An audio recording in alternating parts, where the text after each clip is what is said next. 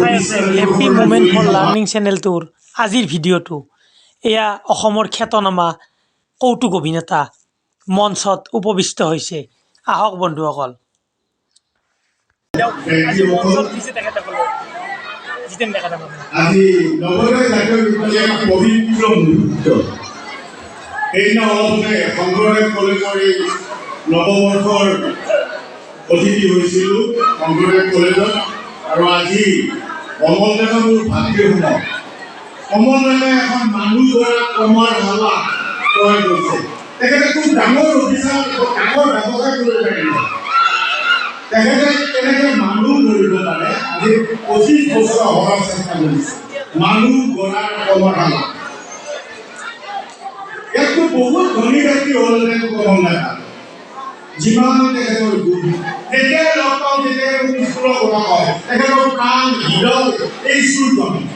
সেইকাৰণে মই বিশেষকৈ অভিভাৱক আৰু ল'ৰা ছোৱালীখিনিক কৈছোঁ, তোমালোকে মা দেউতা, শিক্ষক শিক্ষয়িত্ৰী আৰু ডাঙৰক সন্মান কৰিবা। মা দেউতা সন্মান কৰিবা, ডাঙৰ হবাই।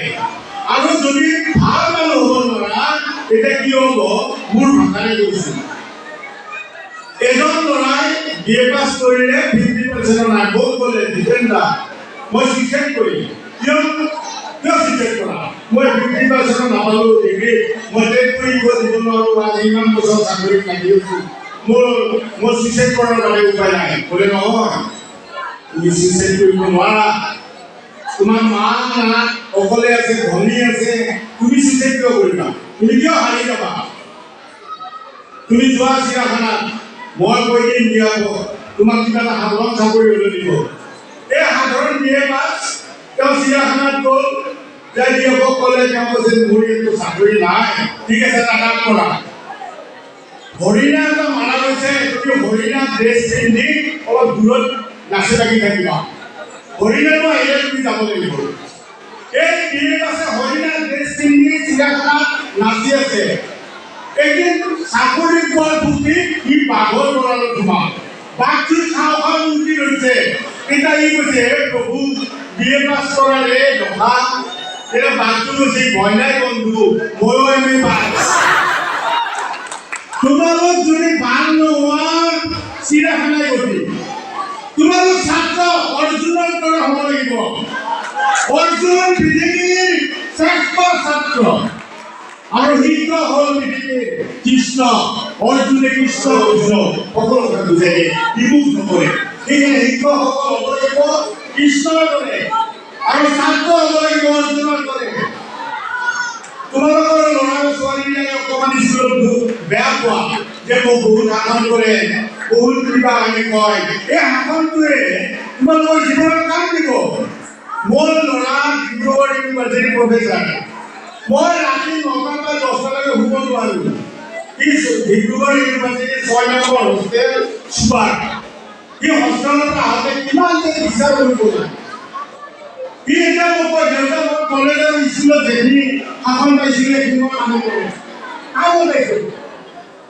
ডিব্ৰুগড় ইউনিভাৰ্চিটিৰ 6 নম্বৰ হোষ্টেল ই চুপাৰ হ'ল যিটো অৱস্থা ল'ৰা ছোৱালী এখন ঘৰ। কোনোদিনে সম্পূৰ্ণ হোষ্টেলত ল'ৰা নাপায়। সেইকাৰণে মই কৈছোঁ, তোমালোক মানুহ, আৰু এইখন হ'ল নৱোদয় জাতীয় বিদ্যালয় মানুহ গঢ়াৰ কৰ্মশালা। ইয়াত যিসকল ল'ৰা ছোৱালী গৈছে, খুব একো এটা বেলেগ কিবা নলগীয় মানুহ হৈছে। মানুহ হ'ব লাগিব। আৰু এতিয়া মদ চিন্তাই নতুন প্ৰজন্মক ধ্বংস কৰি দিছে।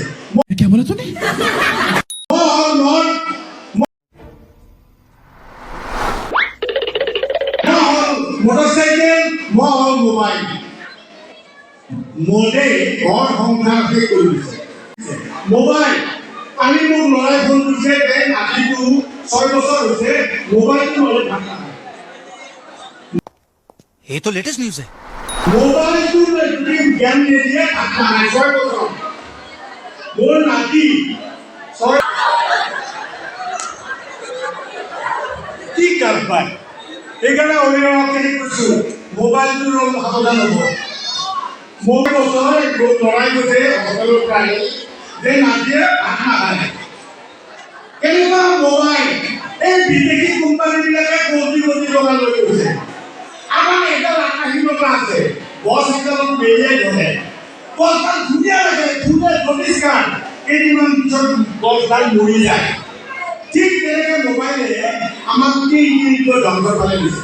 মোবাইল ভাল, তই ব্যৱহাৰ কৰিব লাগিব। ডাঙৰখন ভাল, সি বাংলাদেশৰ কাম কৰে, সেইখন গাঁৱতো বল টাইপ কৰি দিয়া নাই। ঠিক মোবাইলটো ভাল ব্যৱহাৰ কৰক, তাৰপৰা এই গাঁওখনত দৰে নকৰিব। আমাৰ কিন্তু মোবাইল নাই, মই কৰোঁ 75-76 মোবাইল নাই। মোৰ লগততো মিলি মন্ত্ৰী ছোৱালী মই ভাবিছোঁ তাৰ চাকৰি কিনিব পাৰিব। মন্ত্ৰী ছোৱালী আমাৰ দিনত চিঠি, পুৰণা মানুহখিনি যদি আছে গম পাব, আমাৰ দিনত চিঠি। মন্ত্ৰী ছোৱালীয়ে মোক 15 দিনৰ পিছত চিঠি দিছিল। কেনেকৈ কেবিনেট মন্ত্ৰীৰ ছোৱালী চিঠি পাইছিল। প্ৰথম চিঠি মই মন্ত্ৰী ছোৱালী পাইছোঁ।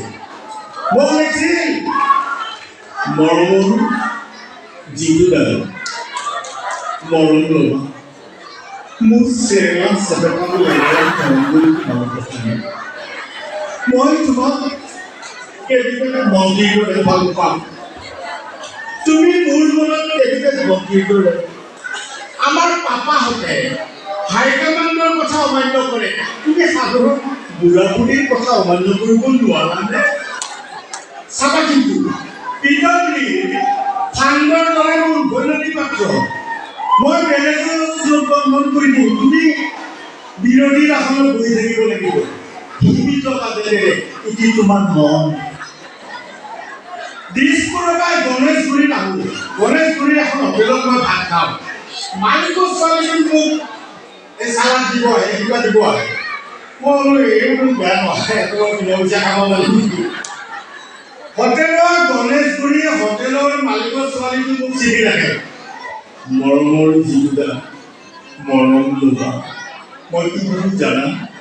তোমাৰ মনটো যেন জিলাপিৰ দৰে অকোৱা পকোৱা শিলুৰীয়া ৰাস্তা হওক, তোমাৰ মনটো যেন পৰঠাৰ দৰে বহল হওক, আৰু তুমি চিংৰাটোৰ দৰে গৈ লৈ থাকা। হোটেলৰ সেইদিনে দেখিছে, কিন্তু চিঠিৰ শেষত বঢ়িয়া কথা লিখিছিল।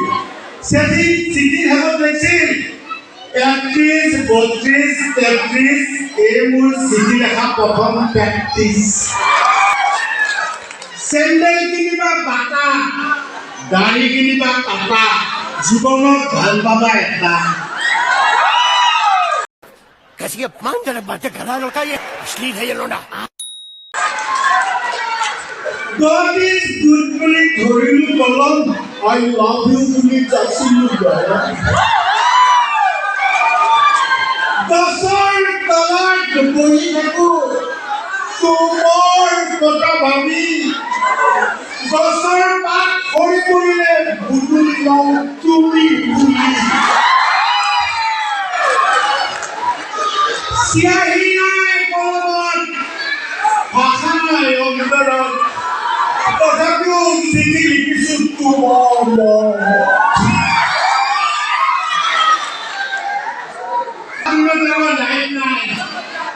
আমাৰ একটা কপালত দাগ কৰিয়া ছাতি, মোৰতো বহুত দাগ কৰিছে ছাতি।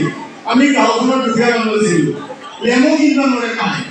ছাতি পোহৰত কৰিছোঁ মেট্ৰিকলৈকে ছাতি পোহৰত কৰিছে। কিতাপৰ ল'ৰা ছোৱালী ফেনখন নহ'লে নহয়।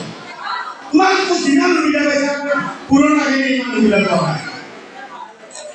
আমি বস্তা লৈ গৈছিলোঁ, বস্তা স্কুলত ধাৰি লৈ গৈছিলোঁ। তোমাকতো পুৰা ফেনৰ তলত আছে।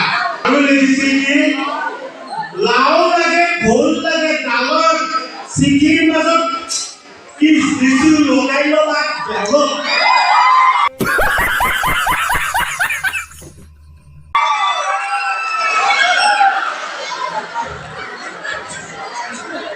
ফুলান গামোচাত নামালি পাতি, দুখীয়াৰ ছোৱালী মিলি নকৰি বাকী।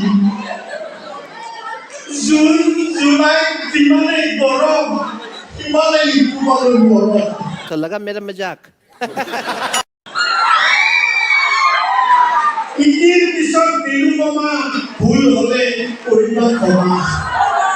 চিঠিৰ কথা ক'লে মোৰ 1 ঘণ্টা समझ रहे हो आप समझ रहे हो মোৰ প্ৰেমিকাবিলাক চব নিয়ন্ত্ৰণতে দিয়া গৈছে মোৰ চিঠি দিবা নাই আমাৰ চিঠি মিঠা এটা মোবাইল তিনটা ল'ৰা ছোৱালী বহি থকা কাৰণে আৰু মাত্ৰ নাই আজি এই শব্দৰ বেগে নাই মাক আমি মই চিঠি লিখিছো এই মাক মই বিপ্লৱ সমৰ্থন এই মানসিকতা আমাৰ ল'ৰা ছোৱালী মা ঘরে সম্মান করা দেউতা সম্মান করা তোমাকে ডাঙর হয় শিক্ষাগুরু মানা শিক্ষাগুরু একটা মোমবাতি করে নিজে জ্বলি হয়ে যা আলোক বহর দিলা শিক্ষক একটা মোমবাতি শিক্ষক একটা চাকি যেনেকে রোজ বৰষুণ সকলো চাকি দি ৰাখে শিক্ষকসকলে মানুহ কৰাই সকলো ঘৰৰ পৰা নিৰৱতা দিয়ে শিক্ষকসকলক সেইকাৰণে মই চাকিৰ লগত তুলনা কৰোঁ মই এই ল'ৰা ছোৱালীক একাংশ সকলোবিলাক লোৱা নাই একাংশ ধ্বংসৰ ফালে দিছে আৰু অভিনয় মাকে কৈছে মই আকৌ নলো কথা তুমি ঠিক কৰা মোৰ ল'ৰাই ঘৰত তাৰ ফোনত মাকক লগাই দিছে মাকে কৈছে আকৌ কৰিব নোৱাৰে চলিক আকৌ কৰিব নোৱাৰে আপুনি কি কৰে বিভিন্ন চলিক ল'ৰাই ফোন কৰে মাক দেউতাকৰ পৰা আহে মই নিৰুপায় মাক দেউতাক এইকাৰণে মই ল'ৰা ছোৱালীক দিছোঁ কমলদাৰ প্ৰাণ এইখন স্কুল এই কমাৰশালা স্কুল মানুহ কৰা হ'ব লাগে সকলোৱে ডক্টৰ ইঞ্জিনিয়াৰ হ'ব নোৱাৰে আমাক সকলো দিব লাগিব কিন্তু মানুহটো হ'ব পাৰে যিয়ে মাক মানিব দেউতাক মানিব শিক্ষাগুৰুক মানিব আমাৰ মানুহটো হোৱাটো সুবিধা নাই আমাক মানুহ লাগে আমাৰ মানুহবিলাক হ'ব লাগে কোলা চালনী কৰে কোলাই যেনেকে বেয়া ধানবিলাক গুচাই দিয়ে প্ৰথম ঠিক আমাৰ ভিতৰৰ বেয়া বস্তুবিলাক কুলাৰ দ্বাৰা আঁতৰাই দিব লাগে মই ল'ৰা ছোৱালীখিনিক কৈছোঁ তোমালোক যিমানে ভাবা আৰু সফলতা চমুবাদ নাই কষ্ট কৰিব লাগিব যদি দৃষ্টি থাকে লক্ষ্যত উপনীত হ'ব লাগে দৃষ্টি থাকিব লাগিব লক্ষ্য কঠোৰ পৰিশ্ৰমে উন্নতিৰ মূল চাবিকাঠি কঠোৰ পৰিশ্ৰম সি চাকচেছ হ'বই ডাঙৰ ডাঙৰ জীৱনীবিলাক পঢ়িবাচোন তাত কি লিখা আছে মই এতিয়াও দুখন কিতাপ ডাঙৰ মানুহৰ জীৱনী পঢ়ো আজিও পঢ়িছোঁ মই 6 ঘণ্টামান এতিয়াও পঢ়াত সময় খেলা তোমাক পঢ়িবা মোবাইলটো কি থাকা চকুতিয়া বেয়া হ'ল বৰ্তানীখিনি লোৱা